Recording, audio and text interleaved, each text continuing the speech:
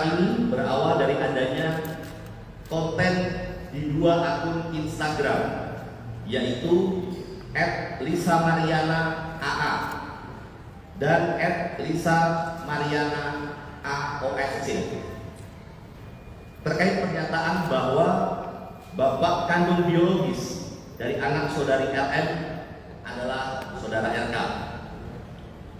Dan pada tanggal 11 April 2025, saudari LM bersama dengan penasihat hukumnya melakukan konferensi pers yang menyatakan memiliki hubungan dengan pelapor dan memiliki seorang anak yang diakui oleh saudari LM sebagai anak kandung atau anak biologis dari saudara RK.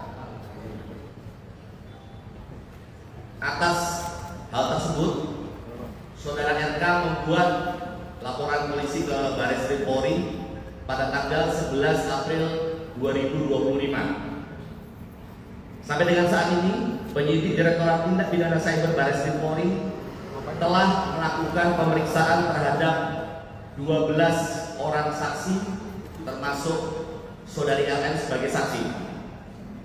Kemudian 3 orang ahli, yaitu ahli bahasa, ahli ITE, dan ahli hukum pidana.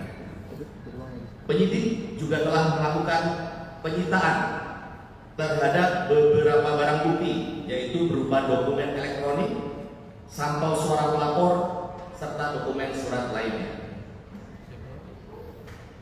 Kemudian pada tanggal 7 Agustus 2025, tim penyidik bersama dengan tim Pusdokes Polri telah melakukan pengambilan sampel darah dan vocal swab dari saudara RK selaku pelapor, saksi saudara LM, dan anak saudari LM berinisial CA.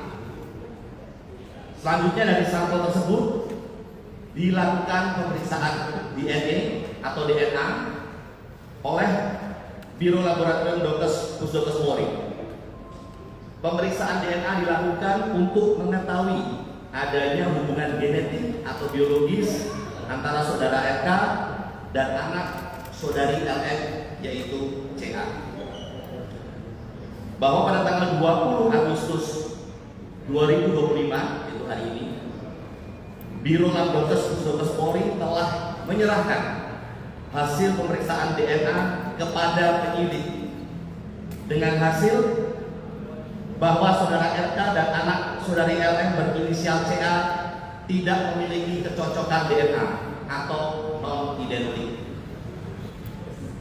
Bahwa berdasarkan hasil tes DNA tersebut, penyidik akan melakukan langkah-langkah selanjutnya untuk memberikan kepastian hukum terkait. Download Tribun X sekarang, menghadirkan lokal menjadi Indonesia.